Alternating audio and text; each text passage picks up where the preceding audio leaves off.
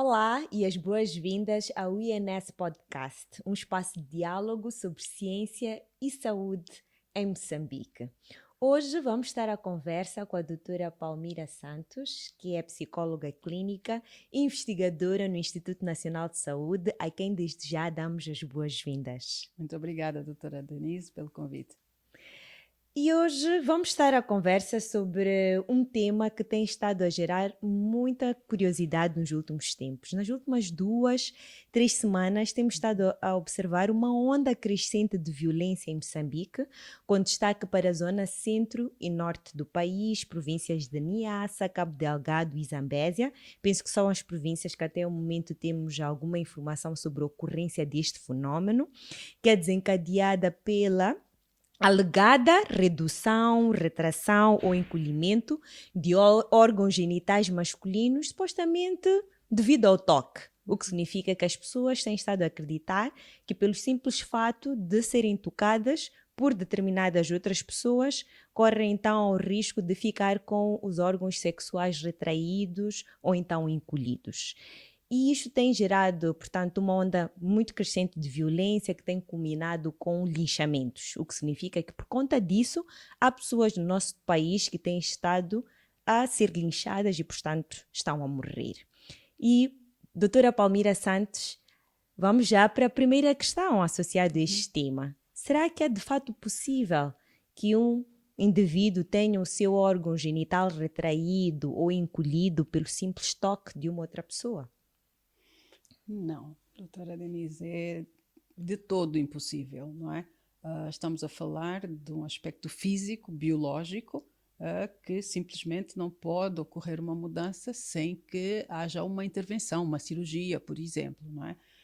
Temos que pensar que as nossas crenças culturais, religiosas, às vezes nos levam a assumir coisas, e este é um dos casos, não é? Porque o que sabemos, que há de evidência científica que a literatura nos traz, dos países onde isso tem ocorrido, é que há uma forte pressão do ponto de vista social, alguma tensão social, que, associada a essas crenças, leva as pessoas a desenvolverem este medo, que é a níveis extremos, que já enquadramos nos casos de ansiedade, não é? Pode levar a focar a sua atenção ou a preocupação da sua ansiedade em relação a esse retraimento, baseado também nos rumores que estão a surgir à volta do assunto. Podia ser outra coisa qualquer, mas desta vez o rumor é em relação ao retraimento dos órgãos genitais. E qual seria então a explicação científica para este fenómeno social que estamos a observar? Do ponto de vista psicológico e psiquiátrico, este fenómeno enquadra-se dentro dos transtornos de ansiedade, os transtornos obsessivo ou compulsivos até de alguma forma, mas é mais dentro dos transtornos de ansiedade, sem outra explicação, que tem uma causa cultural muito grande, uma crença baseada até num contágio psicogénico que passa de uma pessoa para outra, em que a partir de um determinado evento, de uma situação específica, a comunidade começa a assumir que é verdade, não é? E a pessoa desenvolve esse medo exagerado, e a partir desse medo, diante de uma situação que na sua perspectiva é plausível de causar esse retraimento, ela cria um foco exagerado, uma tensão exacerbada nos seus órgãos genitais, e a partir daí podemos desencadear esta sensação de que está a retrair. Nós temos que assumir de uma vez por todas que a nossa mente é capaz de causar mudanças muito grandes, mudanças significativas no funcionamento do nosso corpo. Seriam os Não, efeitos psicossomáticos, não é? exatamente. Não é por acaso que temos pessoas a terem AVC por causa de preocupações extremas. Não é por acaso que temos pessoas a ficarem com paralisias físicas por causa de preocupações extremas ou por causa de medo. Uma pessoa numa situação de pânico ou de medo extremo, ela pode paralisar. Se estamos diante de uma ameaça muito grave, nós temos, às vezes, duas opções: ou saímos a correr para nos preservar ou congelamos. Esse congelamento é causado pela nossa mente. E o que está a acontecer nestas situações é precisamente isso. É a nossa mente a enganar o nosso corpo, não é? É a nossa mente a nos fazer perceber coisas que não são reais, porque de verdade não é real.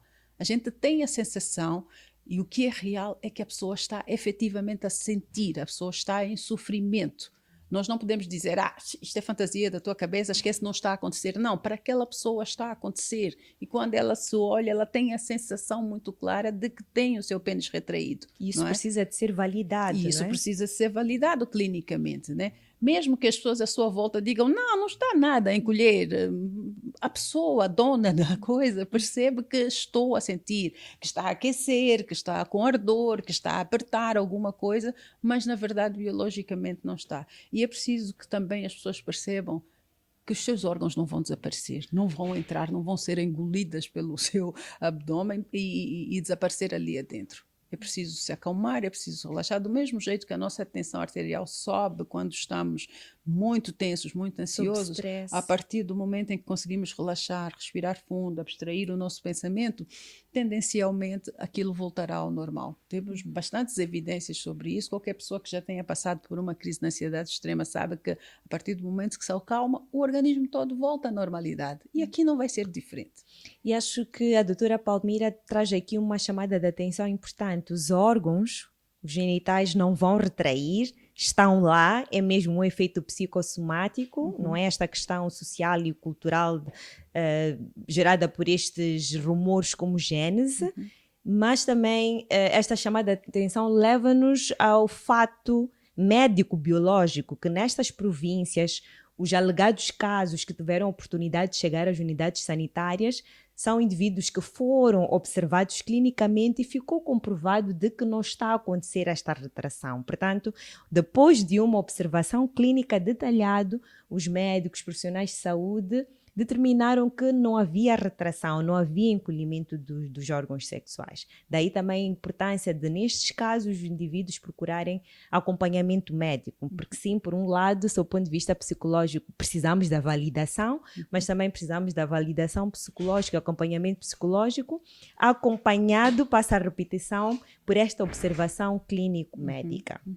E, afinal de contas, doutora Palmira, este fenômeno tem um nome, e é conhecido como síndrome de Coro. Poderia então explicar-nos o que é esta síndrome de Coro? Qual é a sua gênese? Os primeiros casos reportados sobre esta síndrome foram todos em países da Ásia, Oriental, China, Malásia, Tailândia, e o nome vem de uma das línguas, acho que é da Malásia, coro, que significa a retração da cabeça da tartaruga. Coro acho que é tartaruga, não é? E o nome foi dado por causa daquele movimento que a tartaruga faz de se esconder dentro da sua concha, da sua casca.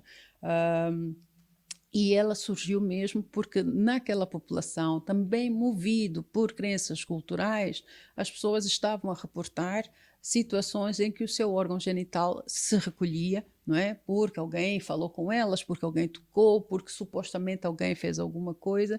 E durante algum tempo, durante muito tempo, isso foi sendo estudado e chegou-se à conclusão que havia, de facto, como base, uma ansiedade, sintomas de ansiedade, sintomas de medo, sintomas de stress, inclusive, que junto com este medo de perder a fertilidade, perder a virilidade, até medo de morrer, se isso encolher eu vou morrer, a gente tem que pensar que o medo em si provoca muitas alterações na nossa forma de ver, de perceber, de processar a informação no nosso cérebro.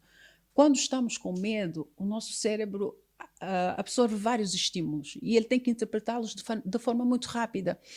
E quando a informação é distorcida, ele vai assumir aquilo como verdade, não é? Eu tenho medo que o meu colega, quando chega perto, a minha inteligência vai sair. E acaba por ser mesmo delirante, não é? E a pessoa foca nessa crença e a partir daí é muito rápido o corpo começar a reagir, não é?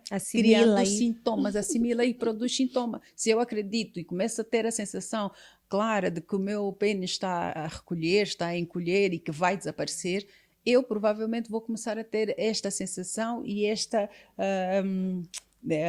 evidência de que está a acontecer. Mas é só no meu cérebro, ok? Do mesmo jeito que o meu cérebro produz um aumento da tensão arterial, se eu conseguir me acalmar, a tensão arterial também estabiliza, a menos que eu seja efetivamente um paciente hipertenso. Mas há um monte de pessoas com a tensão a subir sem serem hipertensos, só porque estão estressados e fixados naquela ideia.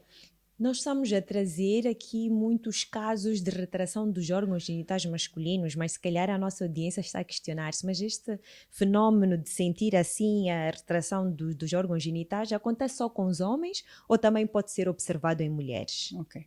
Primeiro vamos perceber um elemento que é fundamental aqui. Este é um fenómeno, é uma patologia considerada rara. Não é uma doença que acontece com regularidade na população geral, de uma forma constante. Não, é uma patologia rara. E habitualmente aparecem surtos focados em comunidades específicas, fora o caso paralelo, que é a síndrome do coro secundária, ou coro-like syndrome, em que acontecem pessoas que têm por detrás um transtorno psiquiátrico já de base e que, por causa daquela ansiedade, o foco da sua ansiedade é este, não é? Mas não é disso que estamos a falar. Estamos a falar desse surto comunitário.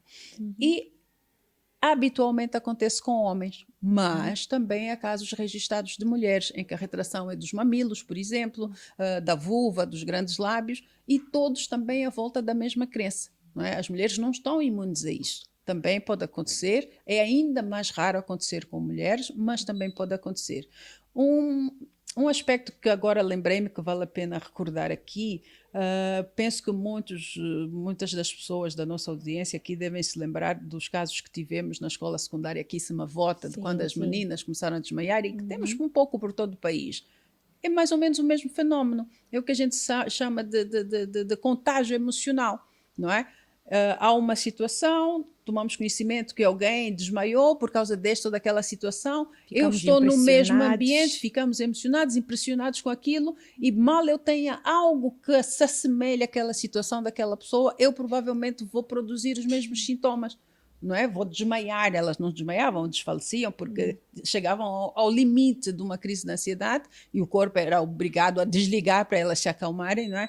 E isso passou a ser contágio, não é? Se as minhas colegas têm, eu que sou mais sensível também vou ter. Provavelmente muitos desses homens que estão nesta situação são os mais susceptíveis e mais facilmente entram numa crise de ansiedade e deixam que esse medo lidere a sua reação. Seria exclusivamente este mecanismo de contágio entre as pessoas que explicaria o fato de acontecer em massa e até poder ser considerado um surto? Efetivamente. Essa patologia só começou a ganhar peso, e como eu disse no início é rara, começou a ganhar peso por causa dessa característica de contágio em massa. Não é? Porque ela acontece num meio, numa comunidade, e quando as pessoas tomam conhecimento, sentem-se vulneráveis, a sua ansiedade é transmitida para os outros, não é? E vamos caindo uns atrás dos outros. Estamos a falar que o pico de casos que temos aqui em Moçambique neste momento são na região norte, Niassa, Cabo Delgado, Zambésia, já há casos em Nampula, já ouvimos falar hoje de manhã de um caso em Sofala, e aqui em Maputo não se fala de outra coisa. E estamos ainda num momento em que boa parte das pessoas está a falar, a brincar, como piada, mas no meio destas pessoas que estão a levar isso como piada, ter um ou outro que é mais sensível, não é? Que se calhar tem mais receio. E interioriza de uma outra forma. E pode estar a passar por uma situação já de stress e vai canalizar o seu stress para este medo generalizado. Então, qualquer pessoa que não esteja devidamente informada, se já tiver os seus próprios receios, as suas crenças culturais, ali a mistura, muito facilmente poderá ser apanhado nesta armadilha, que é, vamos dizer, que é inconsciente, de se deixar envolver pela sintomatologia toda até chegarmos a esse extremo. Vou aproveitar esta deixa sobre informação que deixou a doutora Palmíria para questionar, pela sua experiência clínica e também de investigação, o que as pessoas devem fazer para não se deixarem influenciar pelo medo? Ok. Primeira coisa, se informarem. Precisam de ter a certeza absoluta de que não é possível alguém tocar em mim e, por causa disto, os meus órgãos se retraírem, se atrofiarem. Há pessoas que estão com a ideia fixa de que o seu órgão vai desaparecer de facto, não é? Vai encolher de tal modo até desaparecer.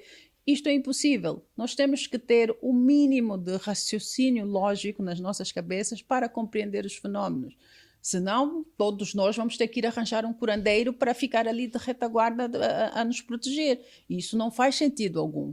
Segundo, é preciso saber que, do ponto de vista de desenvolvimento, anatômico de cada um, as pessoas têm condições diferentes, não é? O tamanho do pênis não é igual para toda a gente. E ao longo do dia, o seu formato, o seu tamanho vai se alterando.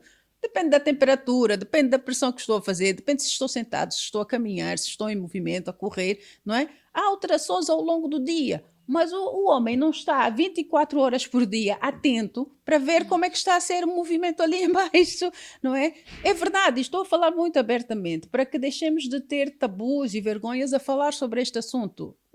Anatomicamente falando, a forma como ele está quando o homem acorda ao passo que vai ao longo do dia não vai ser a mesma. Está a chegar o inverno e quem é homem sabe muito bem disso. No inverno, quando está muito frio, provavelmente vai encolher um pouco mais.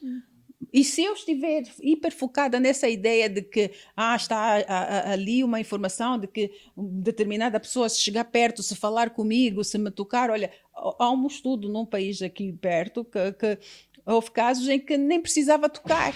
Eram os estranhos quando pedissem informações. Olha, onde é que é o INS? Como falei com ele, o meu pênis vai encolher. Então, não é por esta via. A pessoa tem que perceber que anatomicamente há várias mudanças que o órgão genital masculino vai ter dependendo do ambiente e do seu próprio estado de saúde. E se a pessoa estiver convencida que de fato isto está a acontecer comigo, onde é que deve procurar ajuda? Pronto, esse era o meu terceiro ponto.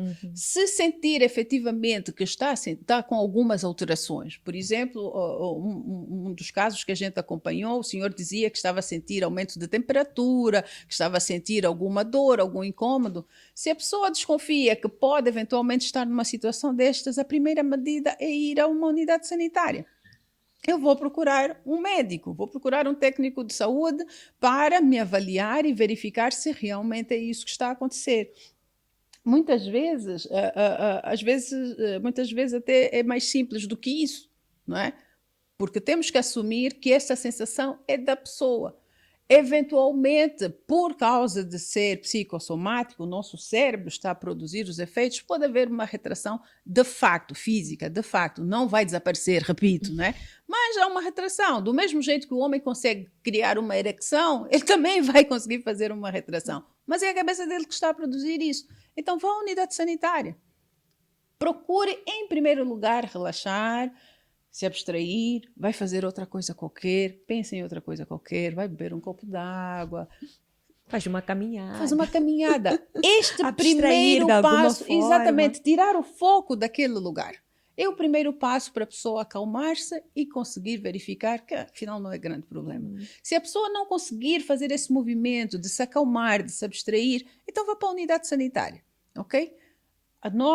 Os nossos profissionais estão preparados para isso e vão poder avaliar e verificar se há ou não um problema. A haver problema, provavelmente não terá sido causado naquele momento, porque os problemas deste foro são algo que vão se desenvolvendo ao longo do tempo. Não é possível, crônica, de um momento para o outro, haver uma atrofia, não é? Uma atrofia física, não é? Aguda, não existe. Clinicamente falando, isso não existe. Então, o primeiro passo é se acalmar, se abstrair. O segundo é procurar uma unidade sanitária para ter essa ajuda, averiguar do ponto de vista clínico e ter o apoio psicológico. Com certeza. Lembrando que todos esses casos têm uma base de ansiedade, de medo exagerado fora do normal, que faz com que a pessoa hiperfoque no seu órgão genital e comece a ter sensações que não são reais. Nós, neste fenómeno, temos pelo menos dois intervenientes. Temos o indivíduo que acredita que está a passar pela situação de retração do seu órgão genital, mas também temos o indivíduo que é acusado de causar esta retração. Então a questão seria, o que é que deve fazer este indivíduo acusado para evitar esta onda de violência comunitária? Esta é a parte mais dramática de todo este fenómeno, não é? Estivemos a discutir aqui quem é a vítima no meio disto tudo, porque para a comunidade, para a população, certamente a vítima é aquela pessoa que está a ver o seu órgão a encolher. Mas esta pessoa é vítima de si mesma, do seu pensamento, do seu medo, da sua ansiedade. Mas a vítima, de facto, é aquela que corre risco de vida, de ser linchado, de perder a vida ali por causa da falta de informação dos outros à sua volta. Porque esta pessoa está a ser acusada de algo que ela não vai ter como provar que não fez. De igual modo, os outros não têm como provar que ela fez, ok? E ficamos num dilema e a população, se não estiver bem informada e como são situações que mexem com a suposta integridade do indivíduo que está a ficar atrofiado, não é? A reação imediata, também influenciada por esse contágio social, é a violência. Temos vários casos de violência física, de pessoas que foram parar ao hospital, e infelizmente temos casos de morte já registradas aqui em Moçambique por causa disto. Assim como aconteceu também noutros países. Até que se esclarecesse a população que isto não é verdade, entretanto morreram algumas pessoas. Então, esta pessoa que está a ser vítima desta acusação, em primeiro lugar, deve manter o máximo possível de calma. Na primeira oportunidade que tiver, ligar para alguém e informar que está naquela situação para esta pessoa chamar a polícia ou buscar ajuda e lhe retirarem desta situação. Antes de tentar se desenvencilhar sozinho, arranje maneiras de pedir ajuda, de identificar alguém que vá buscar ajuda para o retirarem. Porque imaginem uma pessoa no meio de uma multidão enfurecida, numa comunidade. Sair daí a correr é impensável, não é? Tentar lutar é impossível. Então, primeira medida que eu recomendaria é arranje a maneira de informar alguém ou pedir para alguém ir buscar ajuda, ok? A polícia está preparada para isso, por exemplo, e as lideranças comunitárias, de alguma forma, estão sendo preparadas, algumas de facto também já estão, e podem vir prestar esse auxílio. Mas a verdade é que, no momento do tumulto comunitário, é uma situação difícil da gente conseguir encontrar a calma e não estimular esta reatividade pública. O indivíduo, infelizmente, está extremamente vulnerável nesta situação e pouco ou nada pode fazer para se defender. Manter a calma, evitar o conflito, se conseguir encontrar formas de chegar à polícia o mais cedo possível, ou pelo menos tentar mobilizar as pessoas que estão ali. Ok, vamos resolver o quadro na esquadra, podem me levar para a esquadra, levem-me para a esquadra, é lá onde vamos resolver. Talvez isso ajude a adiar a escalada da violência ou mesmo evitar essa escalada de violência, mas é uma situação extremamente delicada, por isso mesmo é que o principal apelo não é para a vítima neste caso, para esta pessoa que está a ser acusada. O principal apelo provavelmente vai ser para as pessoas da comunidade. Informem-se primeiro. A resolução dos problemas, por mais difíceis que sejam, não pode ser a violência, não pode ser a justiça pelas próprias mãos, porque poderemos estar a cometer um crime ainda maior. Doutora Palmira Santos, está uma conversa bastante esclarecedora, mas temos mesmo de caminhar para o fim, infelizmente, porque está muito agradável. Então, queria pedir as suas recomendações finais, sobretudo para evitarmos esta desinformação cíclica e também para evitarmos o pânico. Qual é que seria a sua recomendação final para o público em geral, para as pessoas que nos acompanham relativamente a este assunto? Fica difícil me pedir de só uma, né? Porque vou tentar dar várias recomendações para... É válido, é válido. o mais rápido possível. Primeiro, para a população geral, parem de divulgar informações sobre o assunto. Não faz sentido nenhum a gente transmitir informações erradas que vai disseminar uma crença negativa que está a levar a casos de violência, a casos de morte. Para que eu vou andar a disseminar uma informação de alguém que está a dizer que teve o seu órgão encolhido porque o vizinho ou um desconhecido tocou nele? E isso só vai fazer as pessoas começarem a acreditar que é verdade. Então, paremos de divulgar esse tipo de informação. Recebeu? Deita fora, apaga do seu telefone, não reencaminha para ninguém, ok? Quer reencaminhar informação sobre o assunto? Faça a divulgação de informação cientificamente comprovada, informação dos órgãos de saúde, de fontes fidedignas, doutora Denise, é isso mesmo, que possam ajudar as pessoas a compreender o que é isso. Em vez de eu mandar um vídeo de alguém que está a se queixar que lhe aconteceu isso, manda um vídeo a explicar o que é a síndrome de Como o nosso podcast. Como o nosso podcast. Divulga o nosso podcast para as pessoas saberem do que se trata, para as pessoas saberem que é impossível o órgão encolher, para as pessoas saberem que podem procurar ajuda. Fazermos uma contra-informação no sentido positivo, não é? Terceiro, se estás numa comunidade, estás envolvido numa situação em que eventualmente está a acontecer um tumulto deste e não tens condições de conter a multidão, então seja aquela pessoa consciente que vai sair dali e correr para a esquadra mais próxima, denunciar o caso para garantir que a polícia venha intervir. porque eu sozinha não vou conter uma multidão. Mas se calhar eu serei aquela pessoa que aquele indivíduo que está ali pronto a ser linchado vai poder ter de última esperança para sobreviver àquela situação. E para as pessoas que estão com crises de ansiedade, e é a última, não é? Por favor, procurem se acalmar. Não se deixem levar pelas crenças. No pior dos cenários, se não conseguirem, procurem uma unidade sanitária que certamente terá um profissional de saúde pronto a ajudar. Doutora Palmira Santos, só nos resta agradecer pelo tempo que dedicou a trazer-nos esta informação esclarecida e com evidência sobre a síndrome de cloro, que é para nós podermos evitar a desinformação e também evitarmos o pânico. Então, muito obrigada pela sua presença no INS Podcast. Muito obrigada. E assim que nos acompanhou, espero que saia daqui com informação correta sobre o que é a síndrome de cloro, sobre esta questão toda que gera muitas dúvidas sobre a considerada retração dos órgãos genitais. Já sabemos que não constitui a verdade, mas que temos que validar sim aquilo que as pessoas sentem e, na medida do possível, orientarmos as pessoas a tomarem as decisões mais acertadas, que não vou me repetir, porque a doutora Palmira já falou muito bem sobre as recomendações que temos de tomar ou tomar em consideração a todos os níveis. E então, fique atento aos próximos episódios do INS Podcast. Até lá!